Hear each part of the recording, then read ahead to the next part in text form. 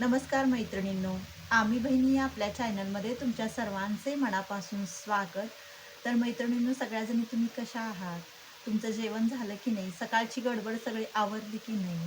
तर मैत्रिणींनो, माझी इथं सगळी गडबड आवरलेली आहे. नाश्ता झालेला आहे. सगळं जे काही सकाळची कामं असतात म्हणजे धुणं, भांडी, सगळं मंदिरातलं सर्व आवरून झालेलं आहे. तर मैत्रिणींनो, हा व्हिडिओ मी खास तुमच्या सर्वांसाठी बनवत आहे.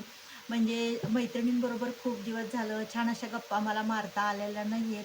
तर म्हटलं आज आपण वेळ काढून सर्व मैत्रिणींबरोबर छान अशा गप्पा मारूयात. त्या कशा आहेत, मजेत आहेत की नाहीत विचारूयात. त्यामुळं हा व्हिडिओ मी शूट करत आहे. तर मैत्रिणींनो, उन्हाळा चालू झालेला आहे. तब्येतीची काळजी घ्या. कारण उन्हाळ्याचं प्रमाण खूप वाढलेलं आहे. आता तरी सुरुवात आहे. अजून आपल्याला 2 महिने म्हणजे जवळ-जवळ मार्च अर्धा आणि एप्रिल आणि मे आत्ता तर सुरुवात तर एवढा उन्हाळा, नंतर तर 2 महिने खूप असणार आहे. तर बाहेर पडताना सुद्धा तुम्ही डोक्याला बांधून किंवा गॉगल वगैरे घालूनच बाहेर पडा. कारण उन्हाळा सर्वांना बाधत आहे आणि त्यामुळं त्याचे खूप असे साईड इफेक्ट होत होत आहेत. तर त्यामुळं उन्हाळ्यात आपली काळजी घेणं गरजेचं आहे. आणि काय होतं ना उन्हाळ्यामध्ये मुळात म्हणजे जेवण जास्त जात नाही आहे. असं किती आता आपण इतर वेळेस जरी दीड चपाती, एक चपाती जरी खात असू ना, तरी उन्हाळ्यात आपल्याला अर्धी किंवा एकच जाते. तर त्यामुळं काय करायचं आपण ताक किंवा आपलं हे आंबील आणि कण्या वगैरे असं प्यायचं. तर मी तर काय करते डेली रोज मी कण्या करते आणि हे करते आंबील करते जास्ती करून. कारण काय होतं जरी आपल्याला जेवण नाही गेलं ना, तर आपण एक पेलाभर जरी आंबील पिलं ना, तर खूप छान आणि थंडगार वाटतं आणि त्यामुळं नाही जेवलं तरीसुद्धा त्याचं काही हे होत नाही. पण पोट भरणं गरजेचं आहे. नारळ पाणी पीत जावा. काकडीचं प्रमाण जास्त आहारात ठेवा. म्हणजे काकडी असू दे, टरबूज वगैरे जे असे पाणी जास्त असतात म्हणजे कलिंगड वगैरे ते सुद्धा तुम्ही खात जावा. त्यामुळे आपल्या शरीरातील प्राण्याचं प्रमाण व्यवस्थित राहतं आणि कमी होत नाही आणि जितकं होता येईल तितकं तुम्ही पाणी पण भरपूर पीत जावा. त्यामुळे आपली तब्येत उन्हाळ्यात अजिबात बिघडणार नाही आणि शक्यतो 12च्या जी काही तुमची बाहेरची कामं असतील, की काय आणायचं असेल बाजारातून भाजी जे काही असेल ते कारण प्रत्येक आपल्या ताईंना कामंही असतातच, बाहेर पडावं लागतं, करावं लागतं, तर ते 11च्या आत किंवा 5 नंतर पडत जावा. त्यामुळं कसं होतं, आपल्यालाही उन्हाचा त्रास होणार नाही. तर मैत्रिणींनो खूप दिवस झालं आमचे शॉर्टच व्हिडिओ येत आहेत. व्हिडिओ येत नाही. त्याचं कारण म्हणजे काय, तुम्ही बघितलंच मी पारायणात तुम्हाला दाखवलं, की कसा सोहळा असतो महाराजांचा. तर तो फेब्रुवारी महिन्यात होता, म्हणजे मागच्या महिन्यात 2 तारखेला सुरुवात झाली आपली, 8 तारखेला समाप्ती होती, ते तुम्ही बघितलंत. पारायणात सुद्धा इतका मोठा उत्सव असतो त्यामुळं 8 दिवस तर अजिबात घरात लक्ष देता येत नाही आपल्याला. त्यामुळे इतका अस्ताव्यस्त पसारा झालेला असतो. पाहुणे आलेले असतात. जिथल्या तिथं आपण देवळात लक्ष द्यायला लागतं म्हणून घरात आपण लक्ष देऊ शकत नाही. कारण मंदिरात आपल्याला 24 तास थांबायला लागतं म्हटल्यावर देवळातला सगळा तसंच आणि परत पारायण झाल्यानंतर पण सगळं ते मंडपवाले येतात, ते काढून येतात. परत भांडी भाड्याने आणलेली असतात, ती द्यायला लागतात. बरंच काय-काय खुर्च्या आणलेल्या असतात, त्या परत कराव्या लागतात. त्याच्यानंतर घरात जे काही असेल, ज्यांचा प्रसाद राहिलेला असतो, ते त्यांना द्यायला लागतो. इतकी कामं, इतका व्याप असतो ना, की त्यामुळं अजिबातच वेळ मिळत नाही आणि ते 2 उत्सव असतात म्हणजे एकाच महिन्यात. म्हणजे पारायण झाल्यानंतर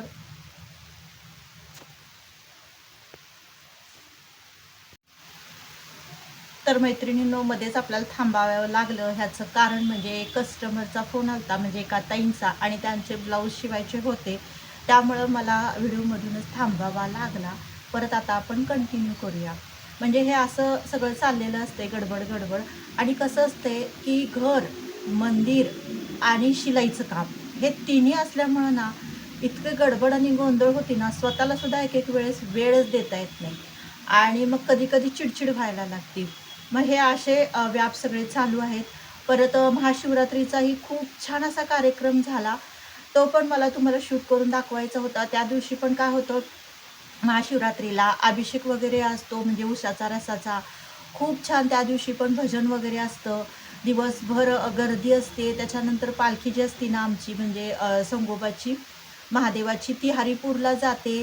म्हणजे रात्री 9, 9:30ला ती 2 वाजता येते.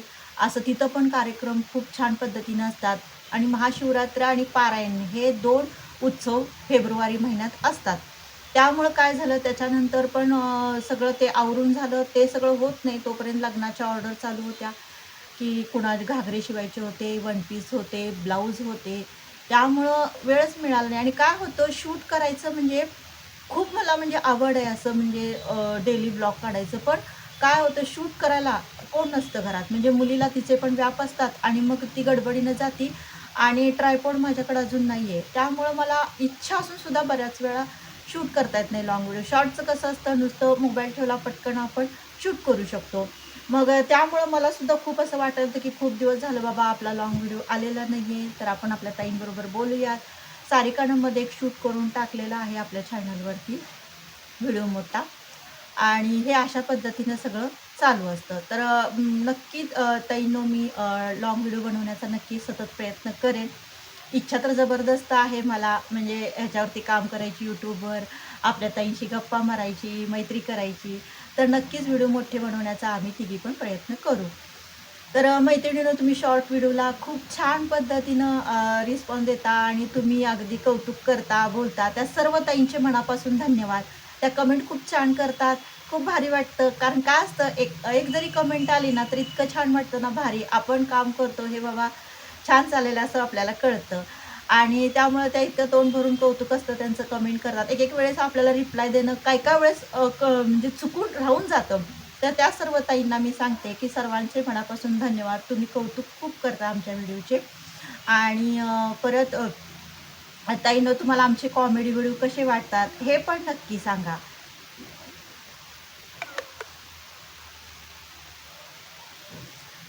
तर हे अशा पद्धतीनं सगळं होतं आणि हा ड्रेस तुम्ही बघू शकता. हा ड्रेस आहे ना, म्हणजे हा टॉप सारिकानं शिवलेला आहे. तर खूप छान शिवलेला आहे. मी तुम्हाला दाखवते.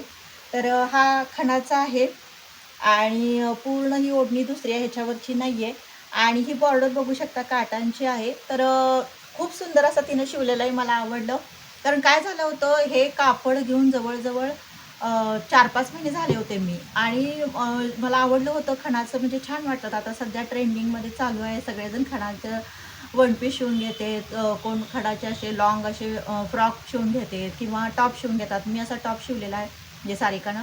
तर त्यासाठी मी कापड आणलं होतं शिवण्यासाठी. झाले त्याला 3-4 महिने आणि मला काही तो योग आला नाही शिवायचा. टेलर लोकांचं असंच असतं. ज्या ताई बघतात व्हिडिओ त्यांना माहिती असेल किंवा ज्या टेलर आहेत त्यांना कदाचित माहिती असेल, की आपण सगळ्यांचं शिवतो खरं आपलं शिवायला आपल्याला वेळ मिळत नाही. आणि त्यामुळे काय झालं की सारिकाला ते कळालं, की मी खूप दिवस झालं शिवलेलं नाही. तर ती म्हणली, "आण इकडं." मापं वगैरे तिनं घेतली आणि तिनं शिवून आणून दिला. म्हणजे बघा बहिणींचं कसं असतंय. तर ती म्हणली, "तू त्यासाठी स्वतःसाठी आणलंयस आणि तू शिवून घालत नाहीस. तू कस्टमरचं शिवत बसलीस आणि तुझं राहून जातं." तर तिनं मला 2 दिवसापूर्वी हा टॉप शिवून आणून दिलेला आहे. तर खूप भारी आणि खूप फिटिंगला सुंदर शिवलेला आहे.